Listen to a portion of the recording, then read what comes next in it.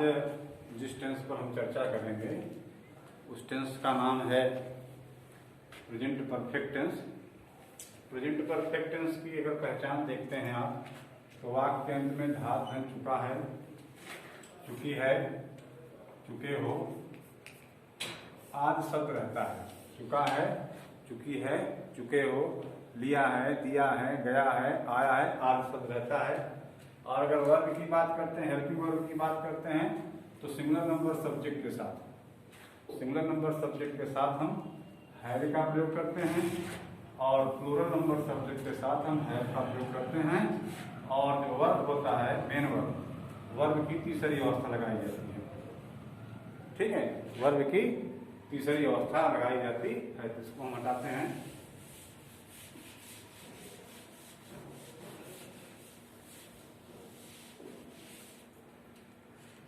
जैसे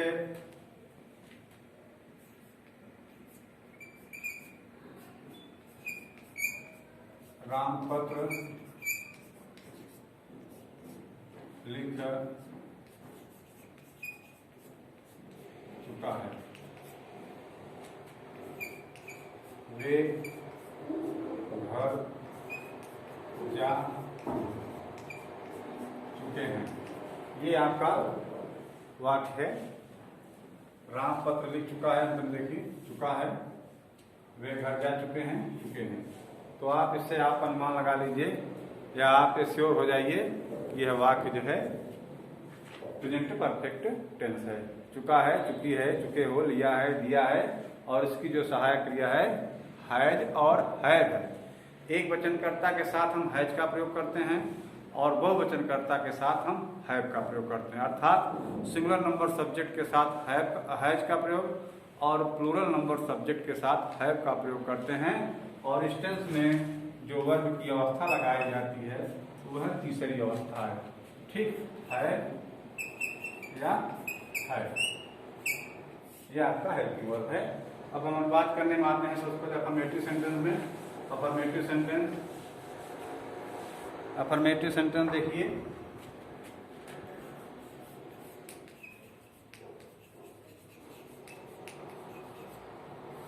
affirmative sentence,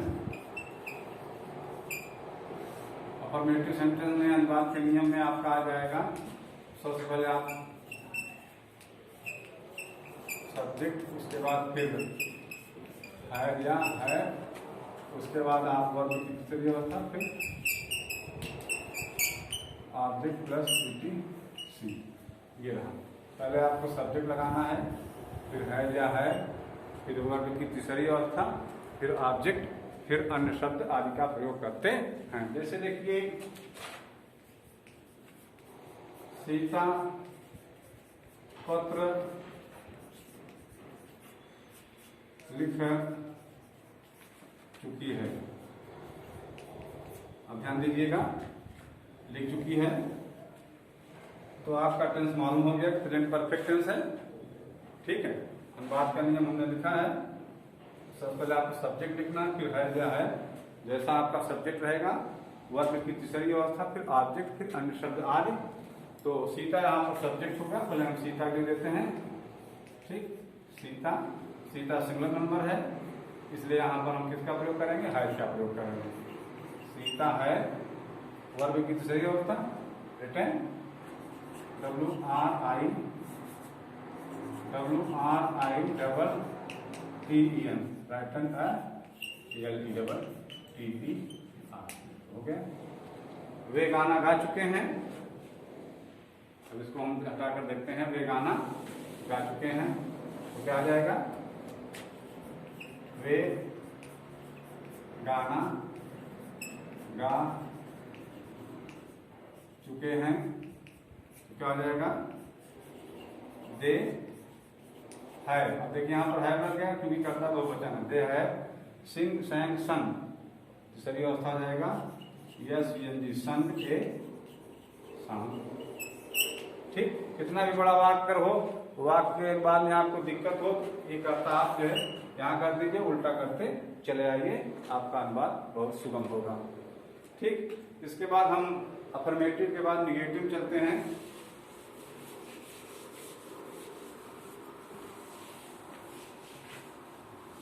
negative sentence देखिए,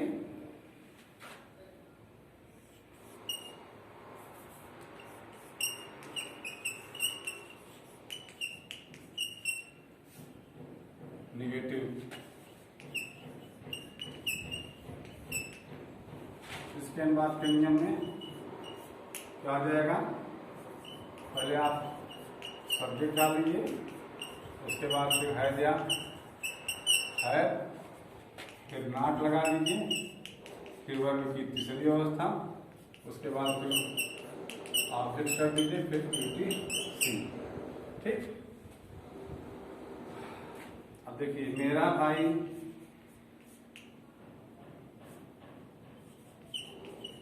अपने मित्रों के साथ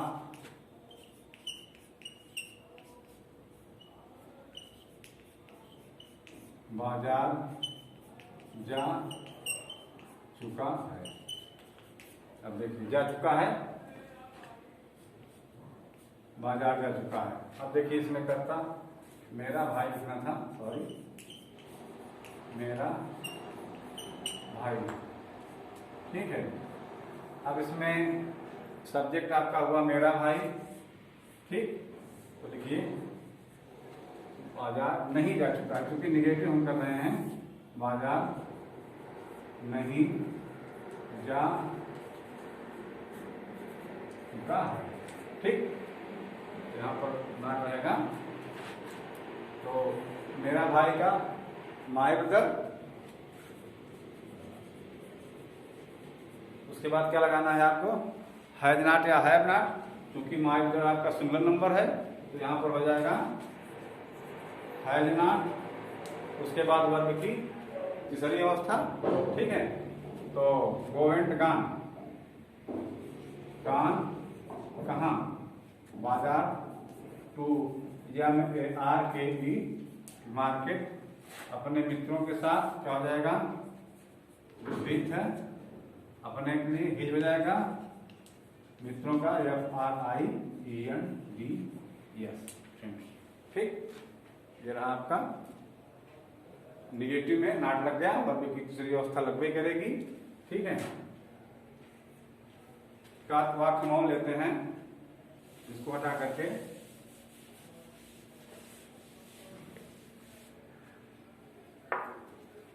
वे पतंग नहीं उड़ा चुके हैं, वे पतंग नहीं उड़ा चुके हैं। अब देखिए क्या आ जाएगा, दे।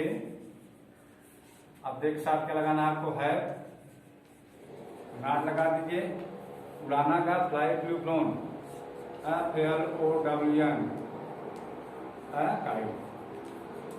हो गया। निगेटिव बहुत ही सिंपल है, आसान से आप करेंगे तो सब समझ में आएगा, बशर्ते आपको अवस्थाएं मालूम होनी चाहिए। वर्ब की पहली अवस्था, दूसरी अवस्था, तीसरी अवस्था, चौथी अवस्था, जो भी जितनी भी अवस्थाएं हैं, आपको उन अवस्थाओं को याद करना पड़ेगा। इसके लिए कोई विशेष नियम नहीं है, आपको याद करना पड़ेगा। जितना ही आप याद करेंगे उतना ही आपकी इंग्लिश मजबूत होगी। इसके बाद हम निगेटिव सेंटेंस के बाद इंट्रोगेटिव सेंटेंस चलते हैं। इंट्रोगेटिव सेंटेंस हमने बताया था 2 प्रकार के होते हैं, पहला है सिंगल इंट्रोगेटिव और दूसरा क्या है, डबल इंट्रोगेटिव। सिंगल इंट्रोगेटिव हमने बताया था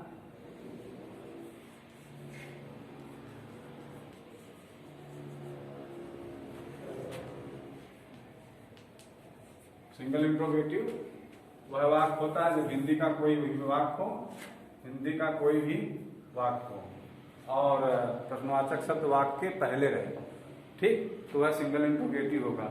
जब प्रश्नवाचक वाक्यों में जब प्रश्नवाचक शब्द वाक्य के पहले रहता है उसका अनुवाद नहीं करते हैं, उसके स्थान पर सीधा आपको सहायक क्रिया का प्रयोग करना है। सहायक क्रिया का प्रयोग कर दीजिए, उसके बाद फिर सब्जेक्ट लगा दीजिए, फिर वर्ब लगा दीजिए, फिर ऑब्जेक्ट लगा दीजिए, वर्ब की तीसरी अवस्था लगेगी, फिर अन्य शब्द लगा दीजिए। जैसे देखिए,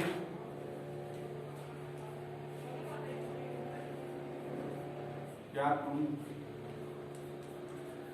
गाना गा चुकी हो। ये प्रश्नवाचक शब्द प्रश्नवाचक चिन्ह मान का इंट्रोगेशन वाक्य के अंत में है। हम बात कर लीजिए। अब देखिए यहाँ पर प्रश्नवाचक शब्द क्या है, वाक्य पहले है, इसका अनुवाद नहीं करना है तो हम नियम पहले लिख देते हैं। हमने नियम नहीं लिखा है तो इसका वर्सन मेथड आपका हो जाएगा। पहले आप लगाना है या है, ठीक। उसके बाद फिर सब्जेक्ट हो जाएगा, फिर वर्ब की तीसरी अवस्था, उसके बाद आप ऑब्जेक्ट लगा दीजिए, फिर ETC वाचक चिन्ह, ठीक है। इतना देख लीजिए। यह नियम है या है, फिर सब्जेक्ट, फिर वर्ब की तीसरी अवस्था, फिर ऑब्जेक्ट, फिर अन्य शब्द। जैसे यही वाक्य है, इसी वाक्य को हम लेते हैं, कर्ता बहुवचन है तो क्या आ जाएगा, है, उसके बाद नियंत्रण यू, वर्ब की तीसरी अवस्था, यस यू, NG सैम,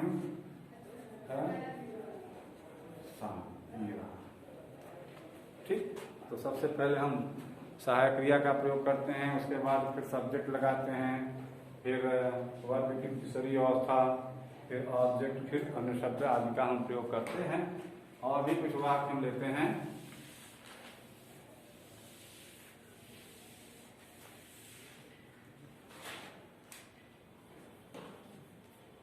क्या वह खाना खा चुका है। अब देखिए क्या शब्द पहले आ गया, इसका अनुवाद नहीं करना है, इसके स्थान पर सहायक क्रिया, सहायक क्रिया क्या लगेगी, है।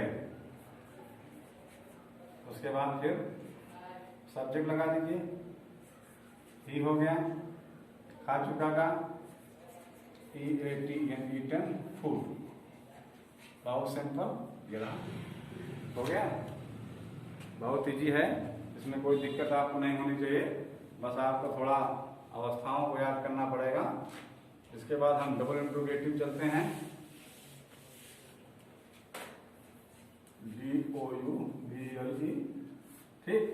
डबल इंट्रोगेटिव में पहले हम पर्सन मेथड लिखते हैं 9W, उसके बाद फिर आपका हो जाएगा है या है, फिर आपका हो जाएगा सब्जेक्ट, फिर वर्ब की तीसरी अवस्था, फिर ऑब्जेक्ट, फिर ETC और प्रश्नवाचक चिन्ह। देखिए जब प्रश्नवाचक शब्द होता है कहाँ, बीच में, वाक्य में जब प्रश्नवाचक शब्द बीच में रहता है तो वह हिंदी का वाक्य होगा, तो वह डबल इंट्रोगेटिव होगा। जैसे देखिए वह कहाँ जा चुका है। अब देख लीजिए, ये रहा आपका प्रश्नवाचक शब्द बीच में है। जब प्रश्नवाचक शब्द वाक्य के बीच में रहता है तो हम पहले उसी का अनुवाद करते हैं। कहाँ पे हो जाएगी, वेयर, उसके बाद सहायक क्रिया तो क्या हो जाएगा, हैज, फिर ही, गान। प्रश्नवाचक शब्द अगर वाक्य के पहले बीच में है, ठीक है, तो पहले उसी का अनुवाद कर लो, उसके बाद आप सहायक क्रिया लगा दो, फिर कर्ता लगा दो, फिर वर्ब की तीसरी अवस्था, फिट। इसके बाद एक वाक्य और हम देखते हैं,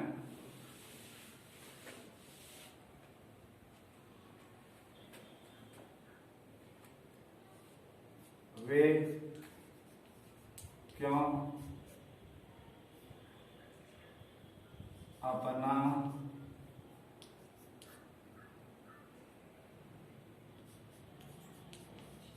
पाठ याद कर लिए हैं, ठीक। अब कर लो पहले, तो क्या आ जाएगा, भाई, कर्ता बहुवचन है तो है,